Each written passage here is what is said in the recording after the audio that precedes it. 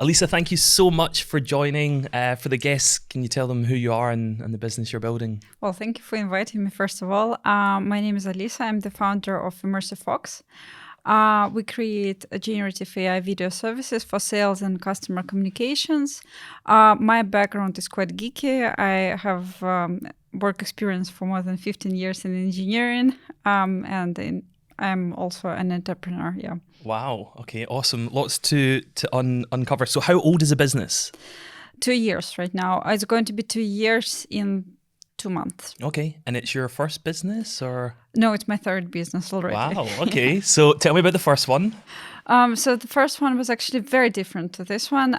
We were building it together with myself and a friend of ours. And it was e-commerce platform, and it became one of the most popular in the segment in the country.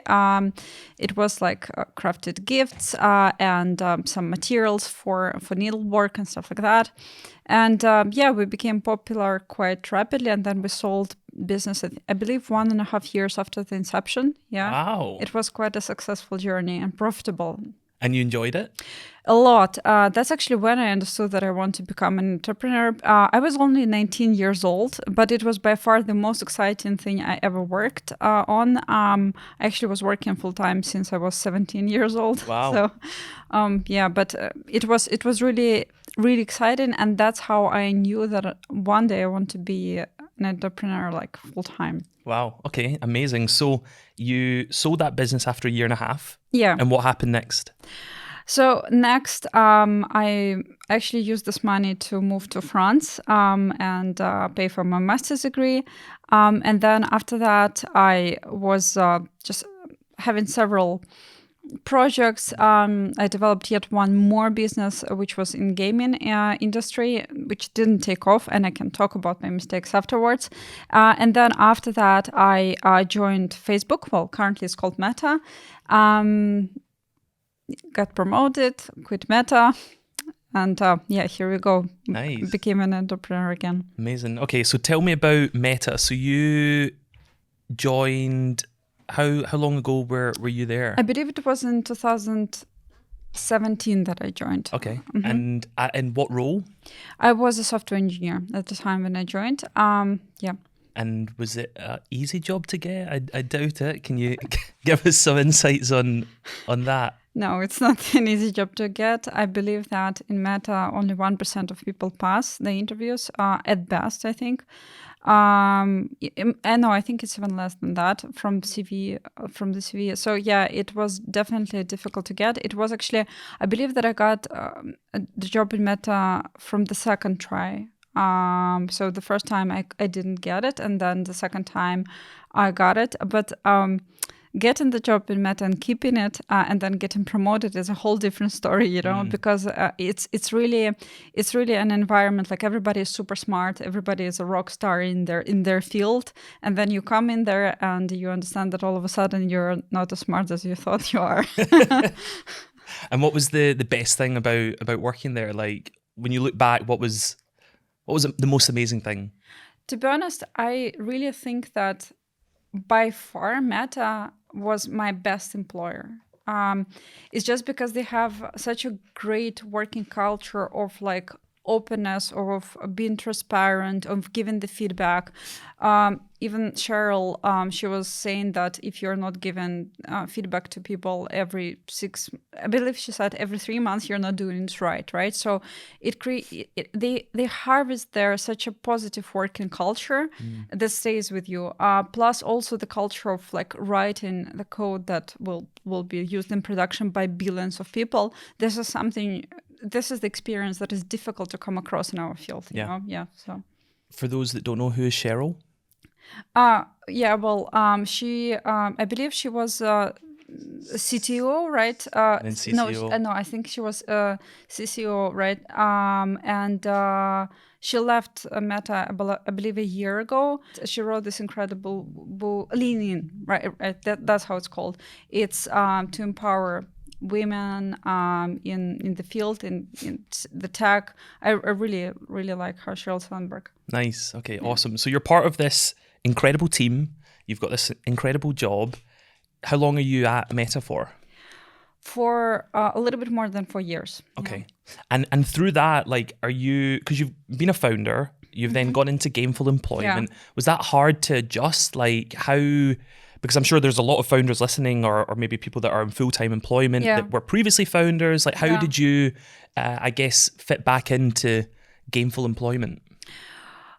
For me, I don't have any problems being employed, and especially that working in Meta pretty much felt like working in a startup, because there you need to be hyper productive, like, and everybody works like insane. And to be honest, I always say that in Meta, a year counts for 3, like, so it was a lot of fun, and honestly, I learned a lot. Give us a couple of examples of the biggest lessons that you learned there. I believe the biggest one was about creating this super open atmosphere in the company, right? And there's a book which people preach in Meta that is called Radical Candor. Yeah. It's about being transparent but also caring about people. That's something I'm actually harvesting in my own company. Nice. And the second one is that Meta operates right now. Sorry, I keep trying to say Facebook. Meta operates right now under this logo, like, build fast, break things. So I think that it's really, really important to use it as an entrepreneur, because you need to not build the perfect product. You need to build something that is working. Yeah.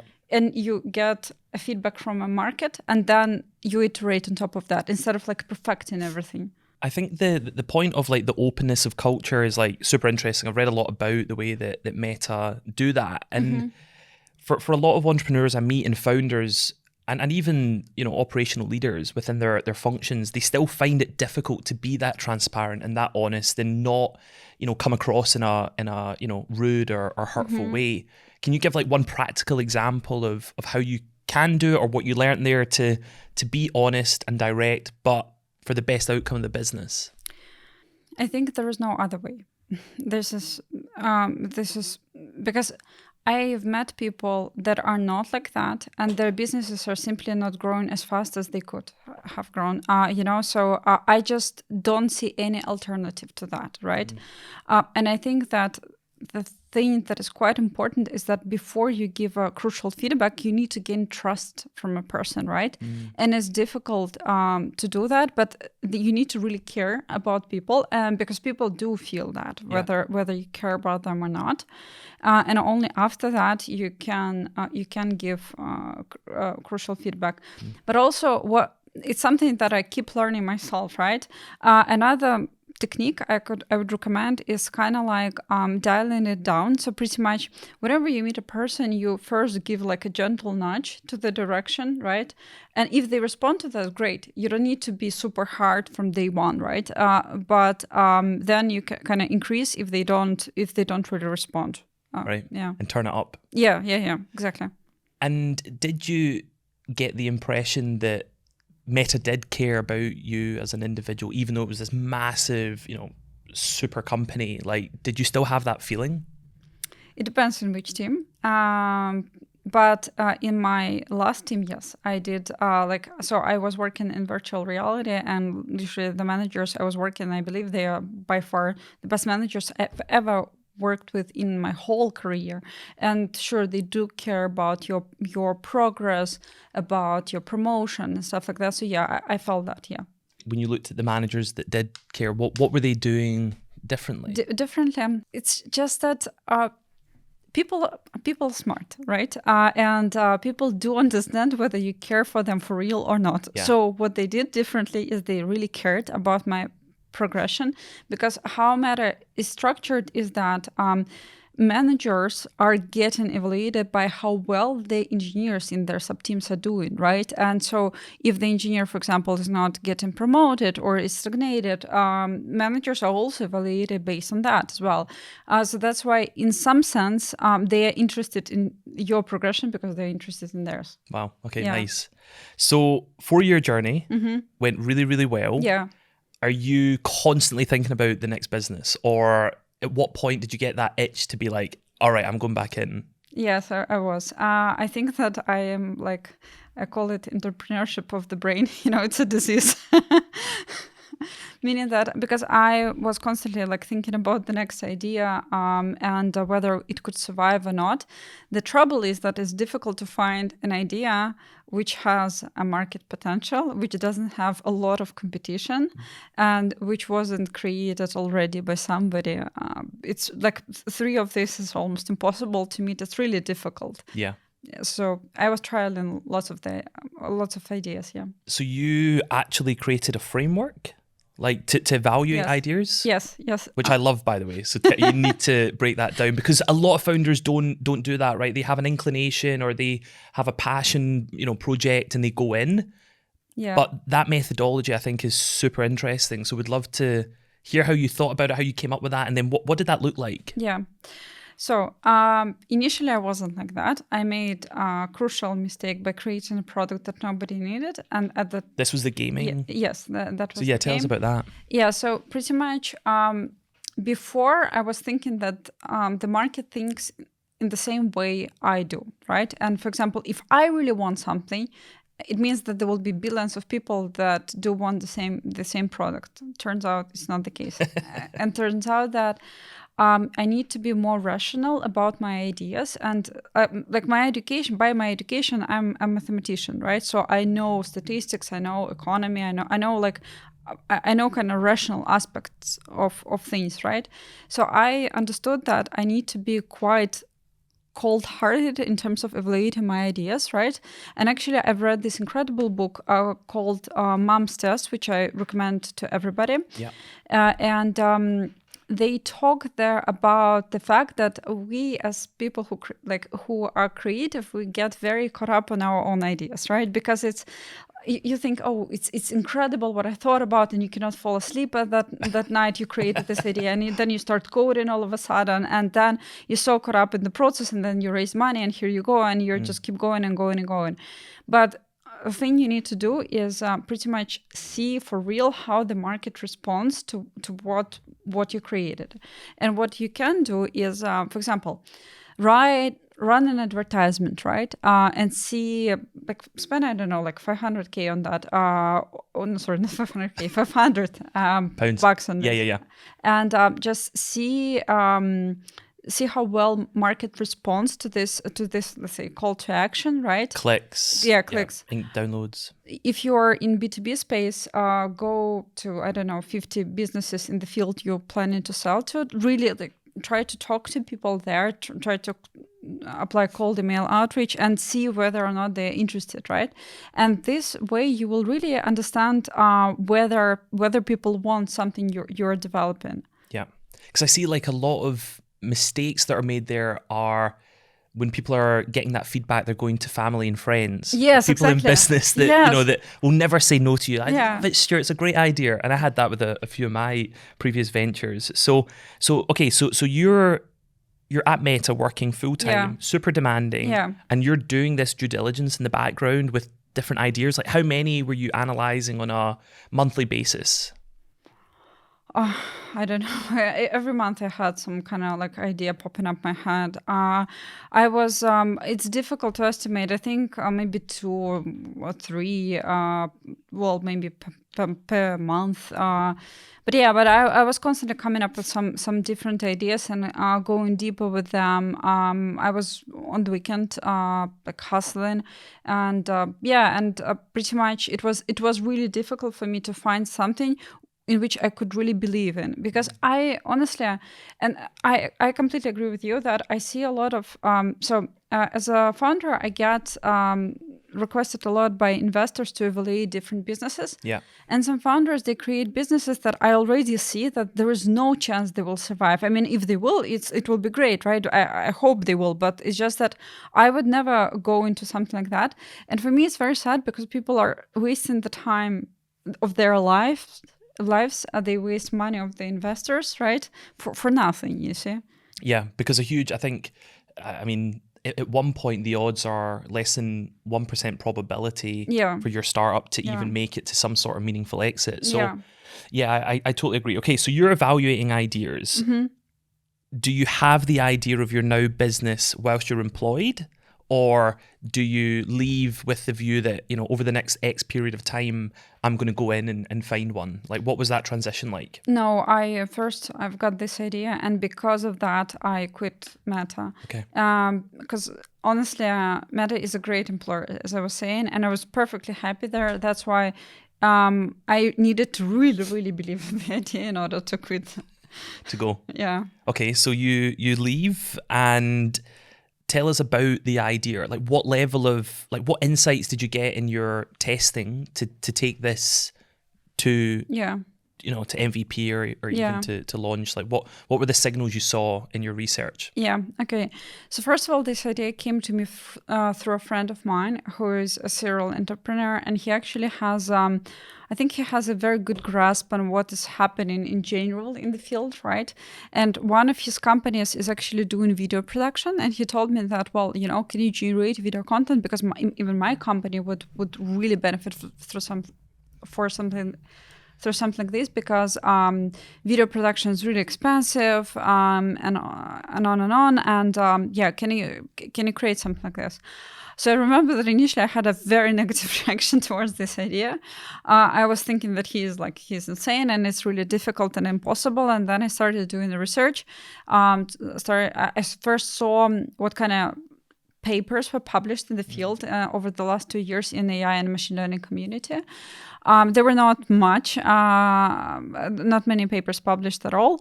And then also I started but I understood that at least some research has been done, right? And I could base on that. And then what we did was that we interviewed about 50 companies, around 40, between 40 and 50, right, in the field across segments. Yeah. Everybody with whom I was talking, they were telling that, well, video production is extraordinarily difficult and expensive for them, right? And so, and that's how I got my conviction that pretty much, it's a gold mine. So okay, video production is super complex and hard to do and hard to edit. So break it down for people listening and watching, like, what does Immersive Fox do? Okay. So if you have a short recording of your face, we then can produce video content with your voice and face. Not only that, we can generate it from text, but we can also translate you to other languages with your voice. That is our competitive advantage. We are the fastest in the world, so we produce 1 minute of video content for less than 1 minute. And on top of that, we include all of this. We integrate it in HubSpot. We have with them distribution partnership, and we pretty much you can integrate this video content in the email marketing, and this increases the response rate on average across our customers by more than 30%.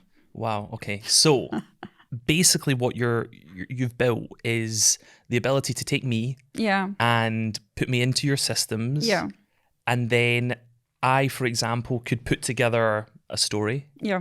And it would have my voice. In how many languages potentially?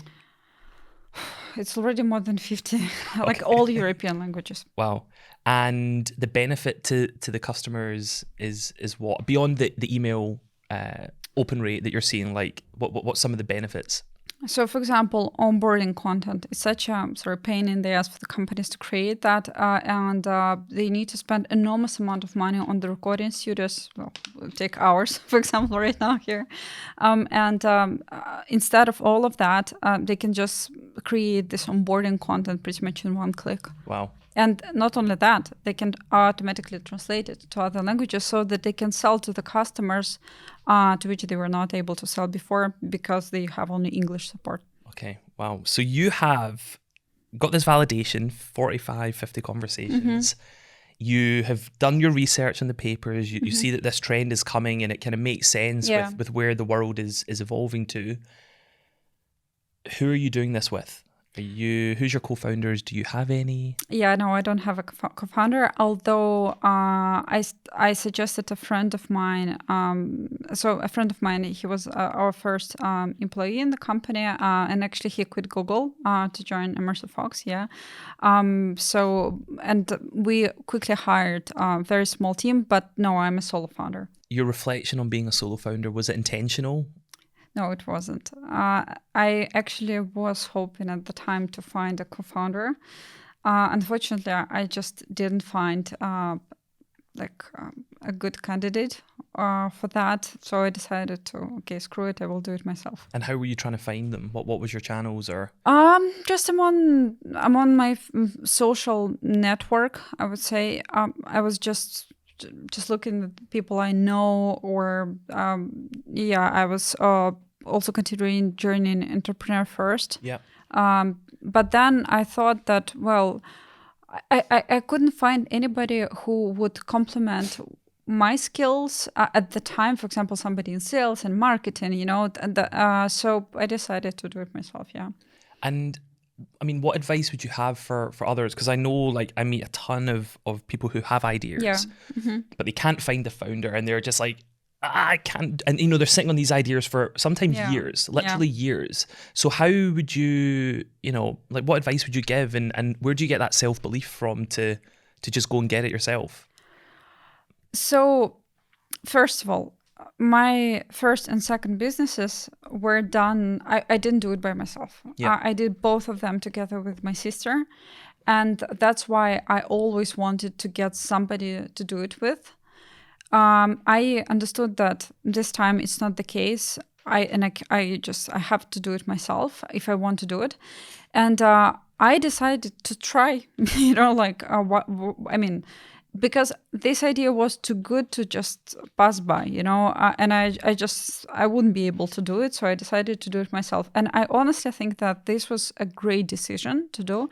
And I see a lot of people right now who just don't find a co-founder, and they think that this is the end of the world, and then they just don't execute on that. And first of all, statistically, that's not great, because I believe that more than half of the companies that make it to exit are founded by a solo founder. Can you believe that? More than half of them. And also, I think that solo founders have, I believe that 40% less chance to quit the business, or rather than people who founded it together. So business has actually a 2.5 times higher survival chance if it's founded by a solo founder. And I don't get it why VCs don't understand this, because I mean, mostly, and I understand what puts off founders. VCs put money in more likely in the businesses that are founded by multiple entrepreneurs. But I think that it's strange, because statistics show the opposite. It shows that solo founded companies have a higher chance of survival. So I would just recommend just do it, and that's it. Love it. You start the business. You have a small team. Yeah. Did you raise at that point? Did you have? Yes. So what did that look like? To find this initial team and pay for the expenses, I used. I did it out of my pocket, right? And after that, we raised a pre-seed round from VCs, right? And then we developed the product. We brought it to the market. We got customers, and then from that, we raised the seed round. Okay, and when you were paying for it yourself, what was the structure? Like, how many people, and why did you need them? So I needed hands to execute the vision, right? So we just hired several developers in order to create some prototype, and then demonstrate this prototype to companies, get some pilots with them, and with these pilots, go and raise. I was not comfortable with raising just with an idea, So that's why, we built first a prototype, and then we raised money for that. Okay. And your technical background must have been insane, right? Because you could understand the architecture, you could totally have clarity on where you wanted the prototype to be. Would that be fair? Well, I believe I have a strong technical background, yes. Yeah. And that really helped you in deciding where to invest in, with people. Yes. Yes. I mean, that's something I do think I'm good at is building technical teams, because that's something I have already done multiple times. So yeah. Nice. Okay, so you go and get that pre-seed money, which was how much roughly? It was $0.7 million. Okay, and that would give you how long in runway? I think 2 years runway at the time. Yeah. Okay, and from there, did you have a paying customer at that point, or the MVP, the prototype? Yes, we did. Okay. Yes, we had a customer who had I believe they had a pilot with us. Yeah. Okay. So let's go back a step. How did you find that first customer? Because that must have been an incredible moment of validation that, hey, we're cooking, like we've got something here. So how did you find them? It's so you remember at that I told you that I did this initial research with 40, 50 to 50 businesses. So pretty much that's how we found. Wow. We found a company that was interested enough in order to do a pilot with us. Yeah. Cool. Okay, so this is super interesting. So you took those 45 conversations, Yeah. and at the end of it, if somebody said, "I love it," Yeah. you then said, "Would you pilot?" Yes. And how many out of that 45 were saying yes? So that was something very interesting because I still cannot believe how broad this problem was. So pretty much majority of the companies to whom we were speaking, they were saying that yes, we do video production. Yes, video production is important for us, and they at least identified that there is a problem for them, right? To solve. And at that time, you need to understand that also why it was possible to get a pilot is because there were pretty much no alternatives, right? Because the market was completely empty. So nowadays you see like startups popping up in generative AI space like pretty much every day, right? Well, at that time, it wasn't the case. So yeah, we found a customer who was interested and to be honest, looking back at the quality, I really think we sold them the idea. We didn't sell them the quality itself because the quality was honestly quite shameful. Like, I mean, but we improved from that time on. Yeah, nice. And with that 0.7 million, what did you decide like was a non-negotiable we have to invest in at that point? So we first, of course, wanted to improve the quality of video generation, and this was such a long process and difficult one because you are operating in the space where there is no right answers, right? Like there is no like already open source research published, right? Or just some library you can hook in and use it. No, nothing. So first of all, we spent enormous amount of time of trying different ways of how to train the model, how to get the data set, like,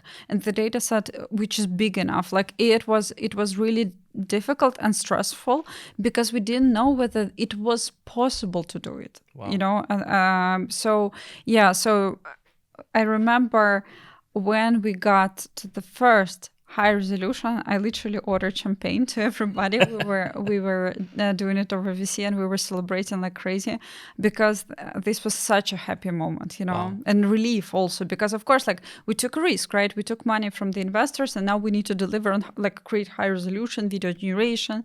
All of that is really risky and scary, whether or not you will be able to do it. I mean, it's incredible, right? Because you've got you're almost like at the really at the front of the race, like figuring all of this out. So it's very innovative. How are you finding employees that relished in that challenge? Because in a lot of startups, one of the challenges is the lack of, you know, security and clarity is a big reason that people either leave or their productivity is not particularly high. So were you intentional about bringing in a profile of employee that enjoyed the challenge that you just said you bought champagne once it was achieved? I understand that this is actually quite a challenge to find the right people. We used our own network of connections, with me and our tech lead Yuri. So we used pretty much, we are both quite immersed into engineering communities, right? And from that time on, people also know about our reputation. There are people that wanted to work both with him and with me. Yeah. And us working in good companies was also attractive for a lot of engineers because they could get this experience of working with somebody who is really who understands engineering. There are not that many jobs in the world which can teach you something, right? So this was, I think, what was crucial. Another thing is that the problem itself is very interesting, and the best engineers are those that are doing it not because of money, but because of the idea of this challenge. You tell them it's unsolved, and we are the first in the world to bring it live, and they are like, yay, So yeah, that's how I think we sold it to them. That's awesome. So you go from, you've raised this pre-seed, you've got a couple of customers.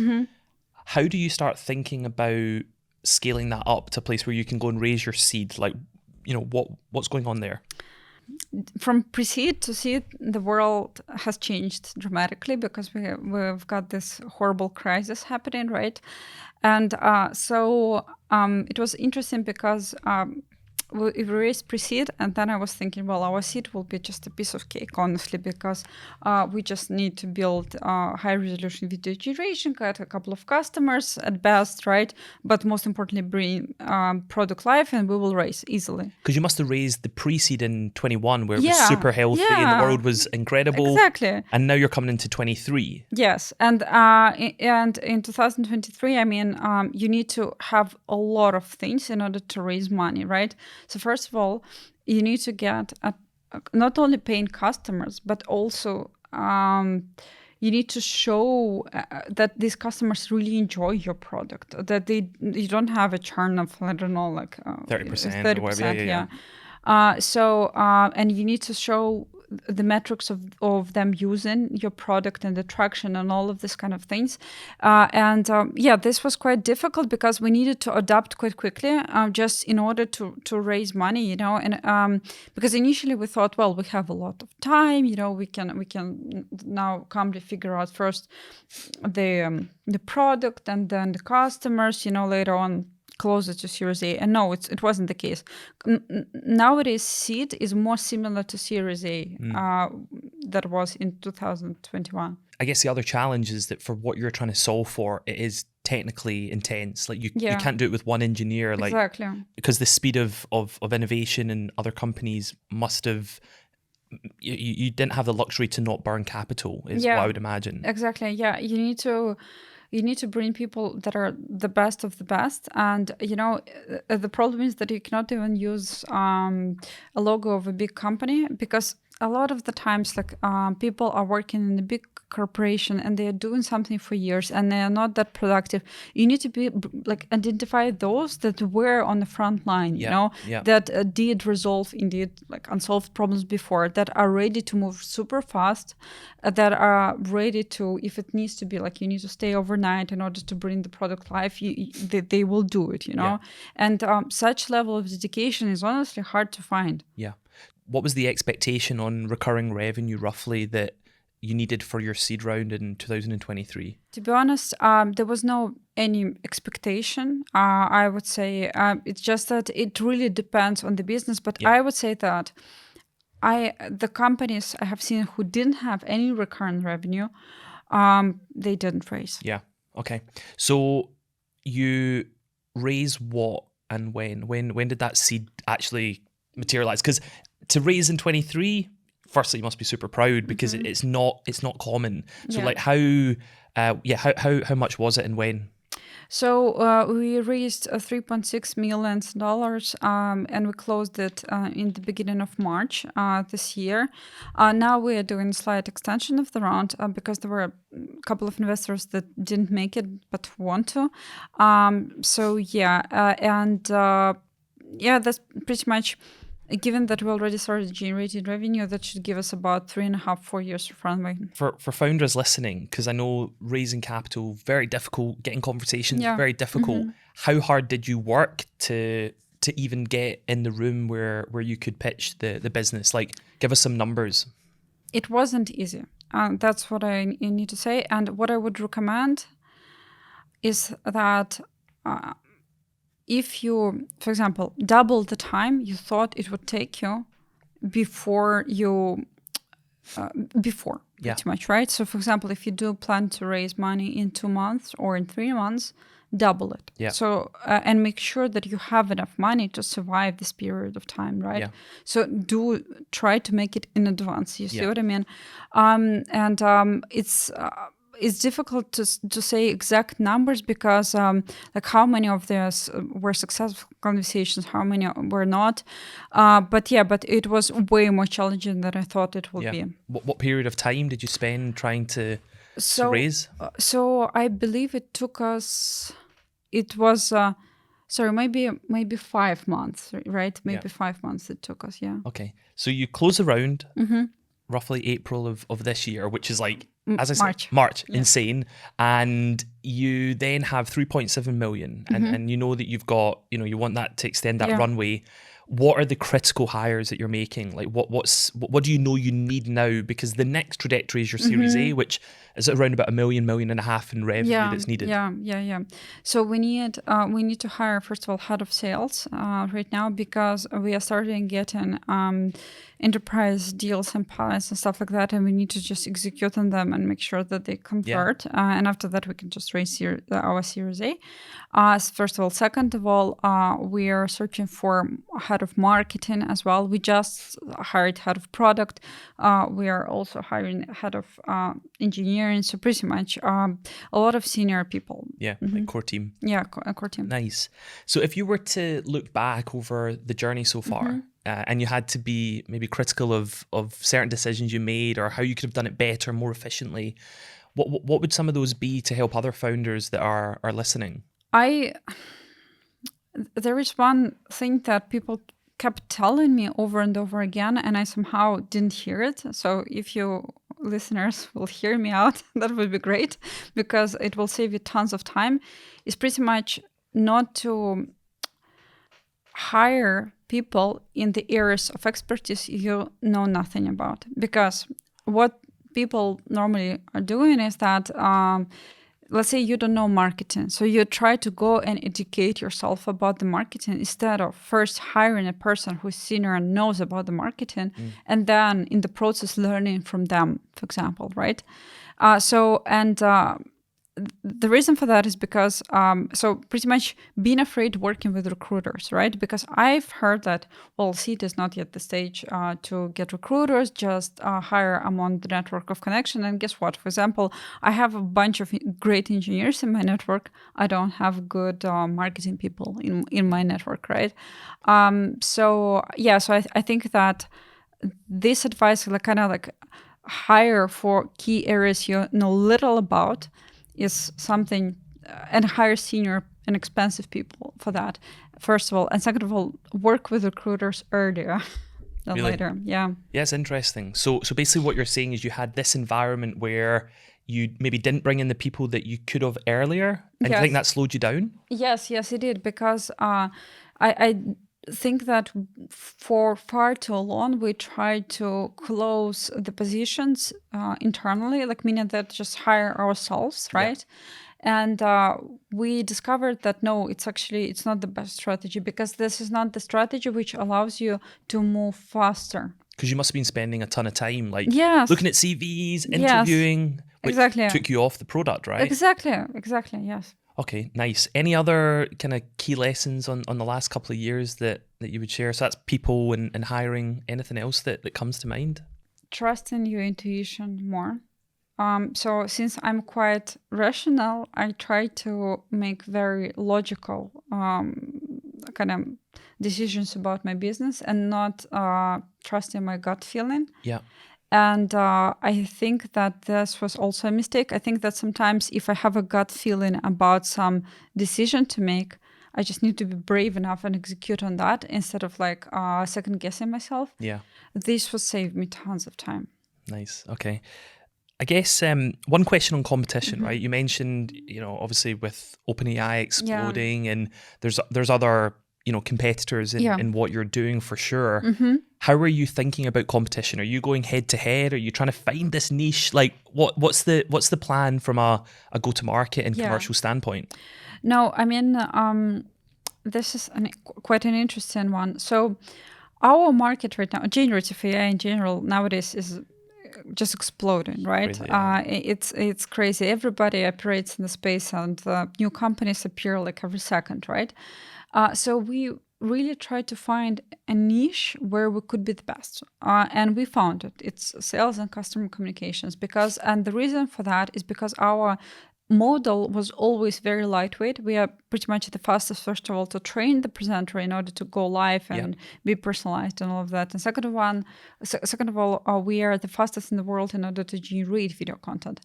And it somehow clicked together with what we have seen from our customers, that pretty much our product in this sales and customer communication use case reduces the churn, improves in general like onboarding experience for your clients, and also helps you to increase the revenue for being applied in sales.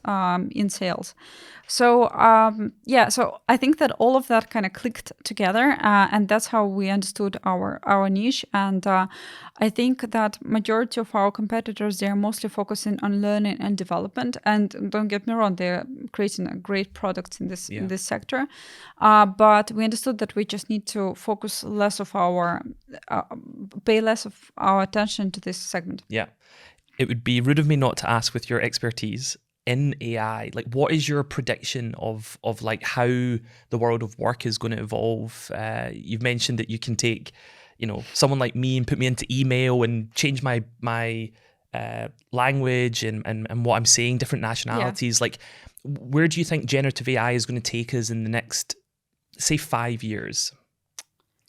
I honestly think that it will just revolutionize everything. I think that humans, first of all, generative AI in video segment will be completely indistinguishable from real people. We even already have done the test when one of my colleagues, he is our sales representative, we digitalized himself.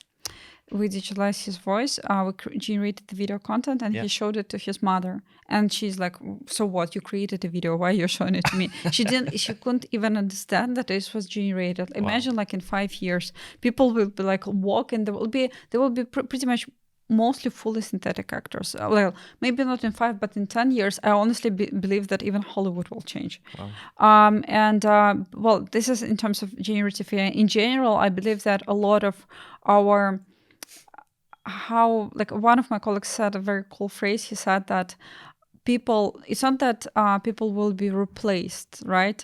It's just that people will be replaced by those that know how to use generative AI, because people will start working in combination with AI. Okay. Final question is, I know when we first met, you said how incredible your first experience was, with your sister founding your company. You had an exit within 18 months. It was like unbelievable. Mm-hmm. How much are you enjoying this journey? How would you summarize, how you're feeling towards it, with the highs and the lows, like just to give other founders or people considering being founders some perspective on just what it really is like? Okay, so I mean, being a founder 3-4 years ago and being a founder nowadays is a very different story, just because nowadays climate is not the best one, right? So I would say that in the modern climate, think twice before starting the company and really test your idea and read Mom's Test book. This will really help you to save tons of money. But in general, I think that this is by far the greatest job I've ever had in my life. And I think that it taught me so much for such a little amount of time that it's nothing else. And plus, it's also very exciting because every day something happens. You see what I mean? Like, or a major crisis happens or something incredibly wonderful, right? So you just live your life to the fullest. You see what I mean? Yeah. So nice. And where will you be in 5 years? What's the goal for the business? I think we will grow big. That's my dream. I really, really want us to create those kind of like fully digitalized humans, that can walk, they can speak, and that are completely indistinguishable. Wow. That's my dream. Yeah. Amazing. Well, look, thank you so much for coming on. Where can people find you and the business if they want to? Immersive-fox.com. This is our main platform. Check it out. We have like 10 minutes free trial. Nice. So yeah. Awesome. Thank you so much. Thank you.